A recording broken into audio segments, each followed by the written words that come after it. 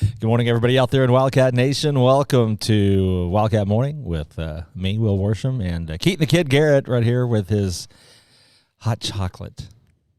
You said it was cold outside. It is cold outside, and you're wearing shorts, Yep. FYI. Yep. People can't see that under the table, but he's wearing shorts. Nobody knows what's going on. One of those Gen Zers that, doesn't pay attention to the weather, just dresses however. It's like your mama didn't raise you right. It's going to be warm later. Your mom was probably watching, so I shouldn't say that. She's going to smack you too big. Speaking of later, guess what's going on tonight right here in the Jamestown Plaza?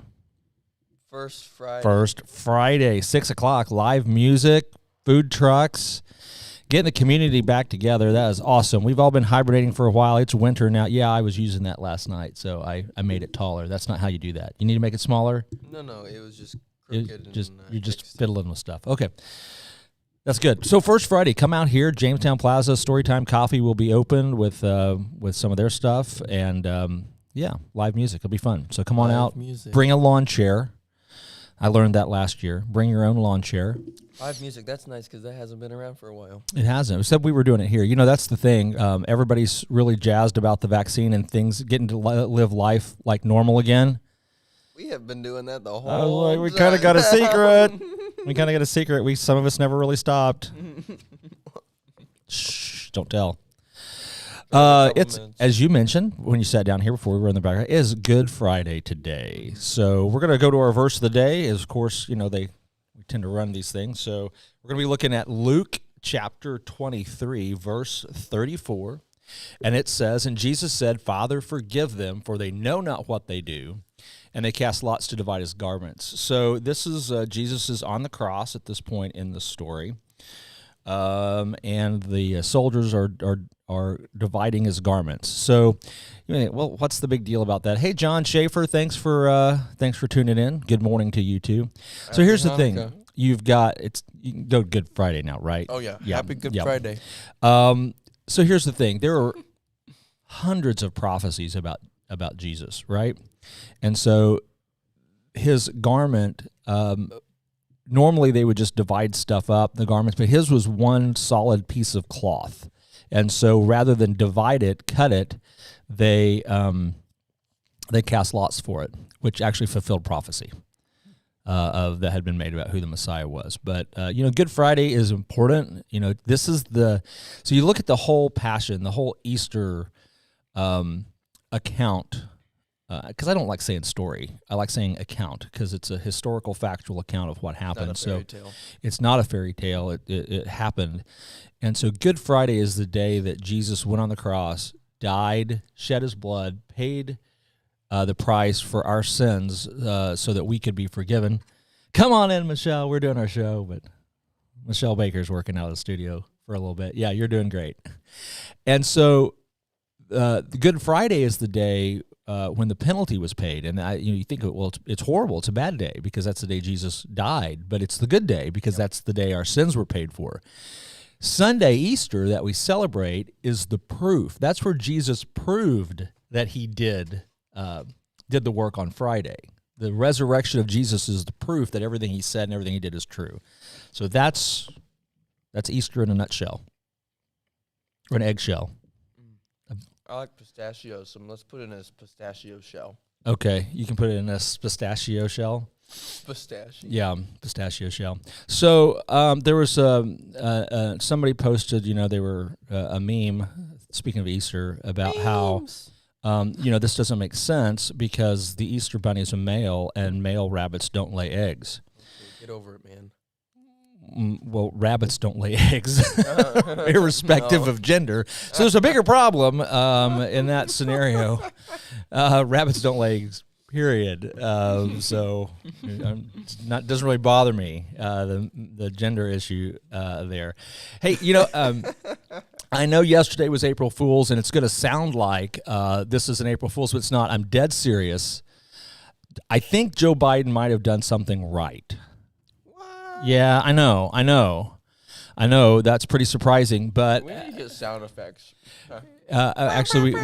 we have some sound effects. I just don't have the window up here right now. Let's see, what sound effects? That needs to be my job. It should be your job because you need something to do. Mm-hmm. I have this. You did something right. Yeah, Wow. I have this. That's the one I wanted. Here you go. That's yours. Thank you. What do you do? Well, okay. Happy birthday, Jesus. Wrong again. No, so you've got this infrastructure plan, which we're spending $2.3 trillion on, and that's not, I don't know if I'm a fan of the whole thing, but here's what's apparently in there that I like. There's money for Amtrak. There's money to build out the infrastructure, the transportation infrastructure, and other people are piling on saying, hey, we could do high-speed rail. If the government's going to spend tax money on anything, it should spend it on infrastructure, roads, rail, internet, that type of stuff. So I'm a fan of that Space travel. Things that benefit everyone equally, that everyone can take advantage of. So I like that. I like the fact, I think rail is really cool. Especially high-speed rail. So trains. I would love to see Missouri, in particular, invest in a rail system that connects just a big triangle that connects St. Louis, Kansas City, Springfield, and then with a little spur that goes off to hit Columbia. Of course, you can as you connect St. Louis and Kansas City, you're going to go right through Columbia. So you put a stop in there. You put a little spur that goes down to Jeff City. From Springfield, you've got a spur that goes on down to Branson, and then we probably ought to connect on like Cape Girardeau, something like that over there to get boot. that the boot. Just run something down there so we can get the watermelons up here to the rest of us a little more efficient. What? Is there a bunch of watermelons? Oh man, the watermelons from the boot heel. That's where you need to get your watermelons from. They're fantastic. Just for the watermelons. Just for the watermelons. People have to get off before you go to Cape Girardeau because you got to fill the train with watermelons to bring them back. Yep. SEMO, Southeast Missouri. But anyway, I think investing in rail is a great idea, but that's just probably my personal opinion. But that's okay. It's Thomas the Train. half my show. You should put characters on the front of all the trains. That would make it more fun. That would be awesome, wouldn't it? I'm riding Thomas the Train. What were the other ones? There was Henry. Oh, there was like a kabillion of them. Yeah. Scar Louie. Yeah, there was a whole bunch of them because, I have 3 sons and they all went through the Thomas deal. And so that was more my brother's thing, so I just know. It was pretty cool. Did you ever watch any of the Thomas the Tank Engine videos? The movies, yeah. Do you know who the narrator was? Alec Baldwin. Really? Alec Baldwin was a narrator. Huh. There you go. The more you know. The more you know. What's that saying? You learn something every day. You learn something new every day. I've heard that. Speaking of that, I don't know if you knew this. I have an English literature degree. I did not. I got an English degree before I went to law school. And so there's a poem that I actually became familiar with from Governor John Ashcroft when he was governor. I was in college. He's the governor of where? Missouri. Oh, okay. Yeah. He went on to be, of course, the Attorney General of the United States. Yeah. For a while, but he ran a leadership institute for college students over the winter break, and I got to attend that. I think it was my sophomore year I attended that. No, I know it was. And he introduced us, all of us, but I never forgot this, to a poet named Ella Wheeler Wilcox. And she wrote a lot of stuff in the end of the 19th century, and this is one I wanted to read today because I like it. In the 19th century is the 1800s. That is correct. It's called Two Kinds of People. It says, there are 2 kinds of people on earth today, just 2 kinds of people, no more, I say. Not sinner or saint, for it's well understood, the good are half bad, the bad are half good. Not the rich or the poor, for to rate a man's wealth, you must know the state of his conscience and health. Not the humble and proud, for in life's little span, who puts on vain airs is not counted a man. Not the happy and sad, for the swift flying years bring each man his laughter and each man his tears. No, the 2 kinds of people on earth, I mean, are those people who lift and the people who lean. Wherever you go, you will find the earth's masses are divided always in just these 2 classes, and oddly enough, you will find too, I ween, there's only one lifter to 20 who lean. In which class are you? Are you easing the load of overtaxed lifters who toil down the road, or are you a leaner who lets others bear your portion of labor and worry and care? Yeah, I got that from John Ashcroft 25 years ago. Of course, that was written in like 1896, but still applies. There's another one about ships and which way they travel. It's a good one too. But she's a really good poet. Born in England, I think. But, how old is she now?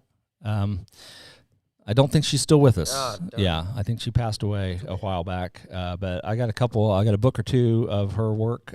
Good stuff. That and Flannery O'Connor is a good American author. I don't know if you've ever read any of her stuff. I've heard her name. Hey, I didn't know this, and because I have an English literature degree and didn't study physics and such, antimatter is real. Yeah.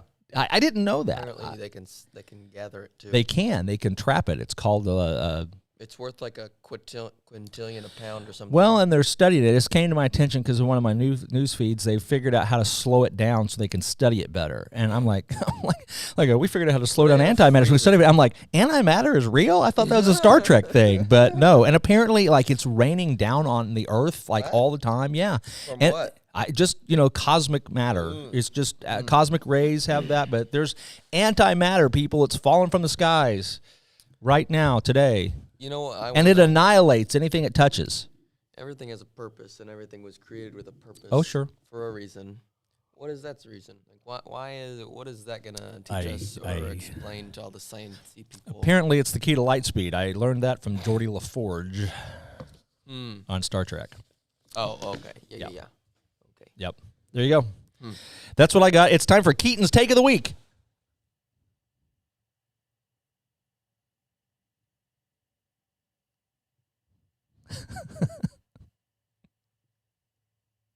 Yeah.